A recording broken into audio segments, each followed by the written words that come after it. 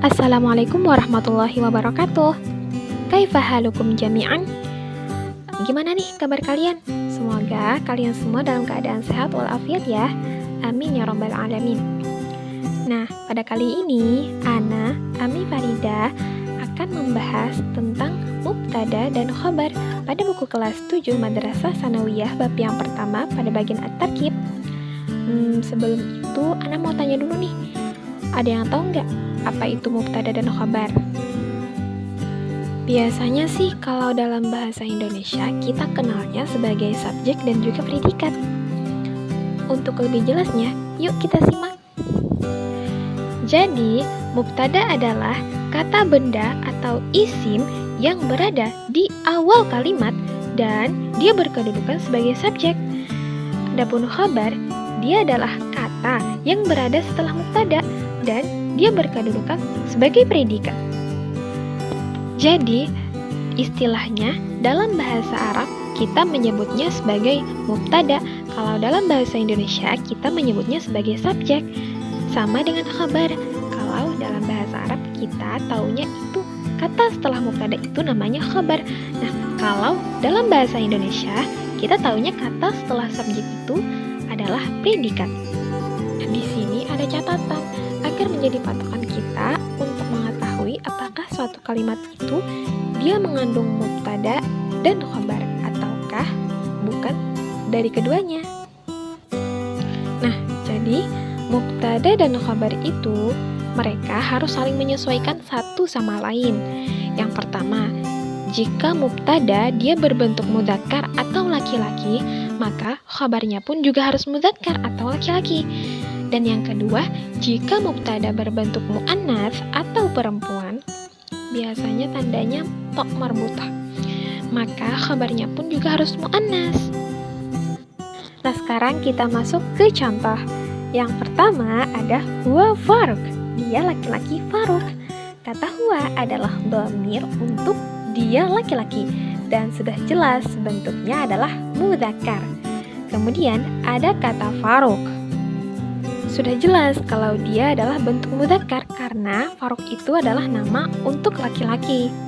Nah, dari sini kita sudah bisa melihat nih, kalau kata huwa dengan kata Faruk, mereka sudah saling menyesuaikan satu sama lain. Kan karena mereka sama-sama dalam bentuk mudzakkar, jadi dapat dikatakan kata huwa dia berkedudukan sebagai mubtada.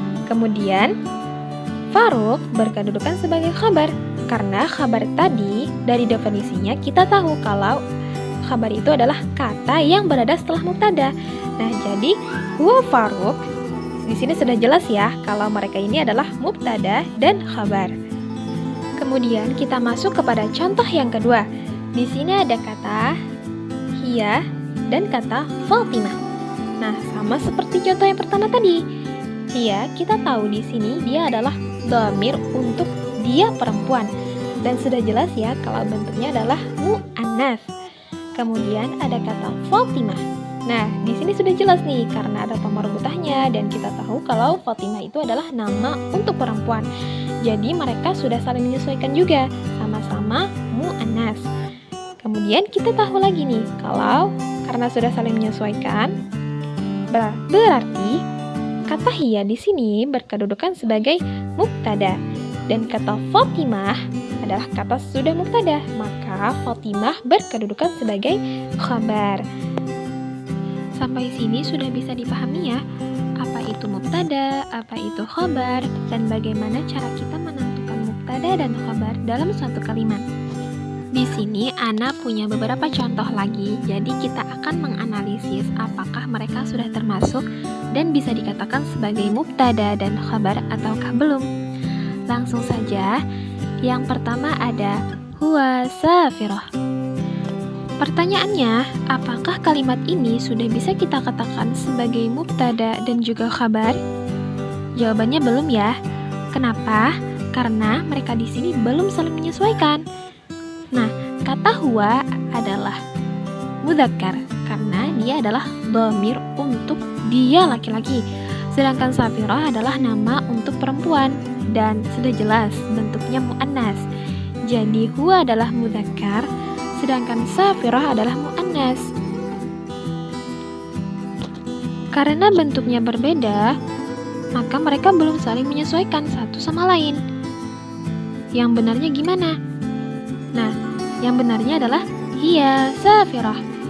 Mereka di sini sama-sama dalam bentuk muannas dan saling menyesuaikan. Jadi dapat kita katakan hiya safirah adalah mubtada dan khabar. Yang kedua ada kalimat hiya Yusuf. Apakah kalimat ini sudah benar sebagai mubtada dan khabar? Jawabannya belum ya. Kenapa? Karena mereka berbeda bentuk, sama seperti tadi. Kata hiya di sini adalah dhamir untuk dia perempuan dan jelas dia adalah muannas. Sedangkan Yusuf, kita tahu Yusuf itu adalah nama untuk laki-laki dan jelas dia adalah mudzakkar. Yang benarnya adalah huwa Yusuf. Nah, kata huwa dengan kata Yusuf di sini sudah saling menyesuaikan. Kenapa? Karena mereka sama-sama mudzakkar. Sudah jelas ya? Selanjutnya dan yang terakhir ada kalimat ana Malik. Apakah ini sudah bisa kita katakan sebagai mubtada dan khabar? Jawabannya na'am.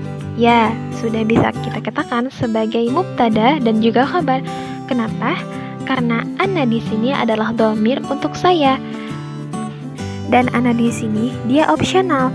Bisa dalam bentuk mudzakkar, bisa juga dalam bentuk muannas. Dengan kita melihat kata setelahnya, dan kata setelah ana di sini adalah kata Malik. Kita tahu Malik itu adalah nama untuk laki-laki dan jelas dia adalah bentuk mudzakkar.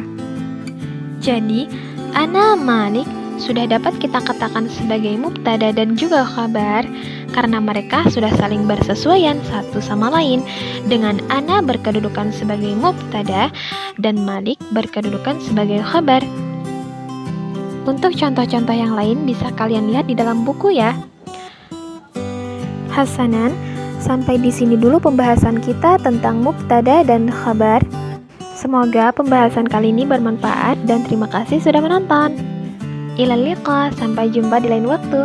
Wassalamualaikum warahmatullahi wabarakatuh.